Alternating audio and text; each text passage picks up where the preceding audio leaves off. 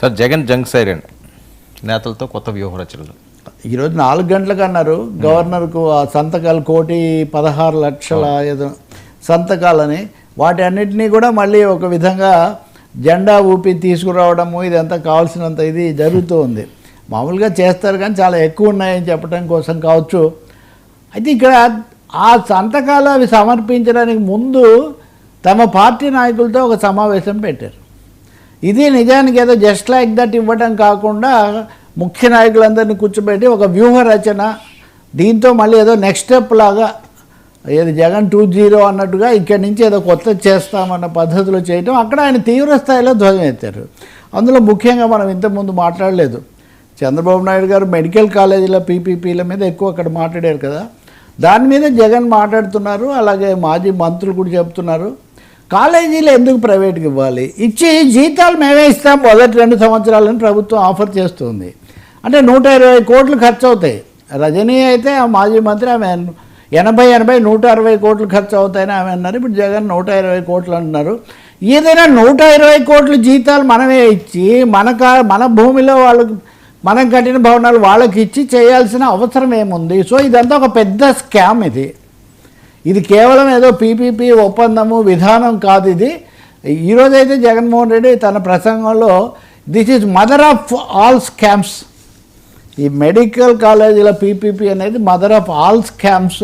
నిన్న సజ్జల రామకృష్ణారెడ్డి కూడా అదే ఆయన దాడి చేశారు. మామూలుగా జరగట్లేదు, వీళ్ళ మధ్య ఏదో క్విడ్ ప్రోకో ఒక అవగాహన ఉంది, దాని ప్రకారం ఆ కాలేజీలు ఇవ్వడానికి వీళ్ళు సిద్ధమవుతున్నారు. అందుకని దీని మీద మెడికల్ కాలేజీ పెడితే మెడికల్ కాలేజీతో పాటు ఒక టీచింగ్ హాస్పిటల్, దానికి సంబంధించిన టెక్నాలజీ అంతా వస్తే ప్రజలకు ప్రభుత్వ రంగంలో ఒక వైద్యశాల కూడా వైద్య సదుపాయం కూడా అందుబాటులో ఉంటుంది. దాని బదులు ఇలా చేయడం వల్ల కార్పొరేట్ వైద్యము ఖరీదై అందకుండా పోవటము, ప్రభుత్వ వనరులు కూడా వాళ్ళ చేతుల్లోకి పోవటం జరుగుతాయి. కాబట్టి this is a big scam. మరి గవర్నర్కు బిగ్ స్కామ్ అని చెప్పినా గవర్నర్లు ఏమి ఇప్పటికిప్పుడు చర్య తీసుకునే అవకాశం ఉండదు. కానీ దీన్ని ఇలా పెంచుతాము. రెండవది కొత్త చరిత్ర సృష్టించాము మేము. 1.5 కోటి వరకు సంతకాలు అనేది ప్రజలు ఎంతో ధైర్యంగా సంతకం పెట్టారు.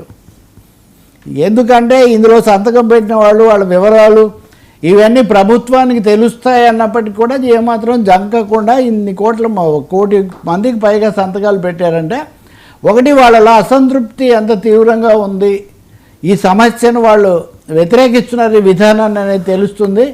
రెండవది నిజంగా నష్టం జరుగుతుంది ఉన్న వైద్యం. ఒక మాట అయితే నిజం కదా వర్మ, వైఎస్ రాజశేఖర రెడ్డి హయాంలో ఆరోగ్యశ్రీ అనేది ప్రవేశపెట్టినప్పటి నుంచి ఆ తర్వాత ప్రభుత్వాలు ఏం మారినా కానీ రాష్ట్రం రెండైనా ఆరోగ్యశ్రీ అనేది ఏదో రూపంలో కొనసాగించటం, వైద్యాన్ని ప్రభుత్వం భరించడం అనేది ఉంది. ఇప్పుడు ఇక్కడికి వచ్చేసరికి ఇది రివర్స్ అవుతుంది. ప్రభుత్వం చేతుల్లో ఉండాల్సిన వైద్యశాలలు వైద్య కళాశాలలు ప్రైవేట్ వాళ్ళకు కార్పొరేట్లకు అప్పగిస్తున్నారు. కాబట్టి ఇది బిగ్గెస్ట్ స్కామ్ అని ఆయన ఆరోపణ చేస్తున్నారు. బహుశా మళ్ళీ వీళ్ళ సమాధానం ఏముంటుంది? ఇదే స్థాయిలో నేను ఉదయం కూడా చర్చలు వాళ్ళ ఎమ్మెల్యేలు వాళ్ళు మాట్లాడడం చూస్తున్నాను. జగన్ అజ్ఞాని, జగన్ మూర్ఖుడు, ఆయనకు పీపీపీ దాని యొక్క గొప్పతనం ఆయనకు తెలియక ఇలా మాట్లాడుతున్నాడు.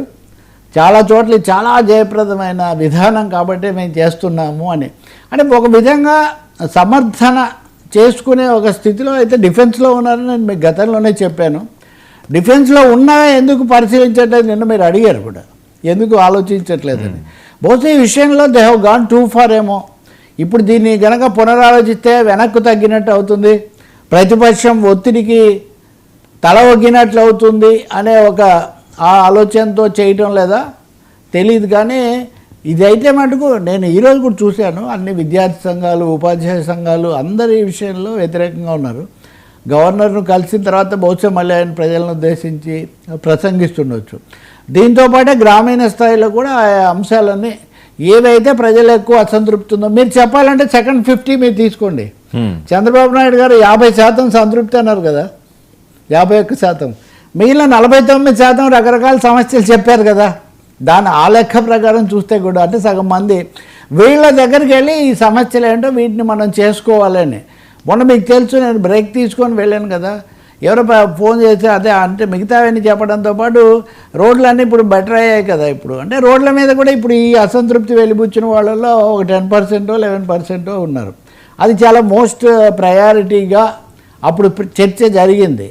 నిజానికి వ్యవసాయ ధరలకు సంబంధించి 3% మంది అసంతృప్తి వెలిబుచ్చినట్టుగా దాంట్లో ఉంది, కానీ అది కూడా చాలా తీవ్రంగానే ఉంది. సో గ్రామీణ ప్రజల దగ్గరికి వెళ్ళటం అన్నది కూడా బహుశా వీళ్ళు ఒక ఎజెండాగా చేసుకుంటున్నట్టుగా కనిపిస్తుంది. ఈరోజు వ్యూహరచన లోపల చేసుకొని బయటికి వెళ్ళి దీనికి చేస్తారని, దీనికి తగినట్టే మీరు టీడీపీ క్యాంపు లేదా వాళ్ళని బలపరిచే మీడియాని చూస్తే వైసీపీ అంతర్గత విషయాల మీద ఎక్కువ ఫోకస్ పెడుతున్నారు. అంటే నాయకులను జగన్ దూరం చేసుకుంటున్నాడు, అదే ఇటు నుంచి ఎవరు ఎత్తుగడలు ఎవరు ముందుకు తెచ్చేవి అలా ఉంటాయి కదా.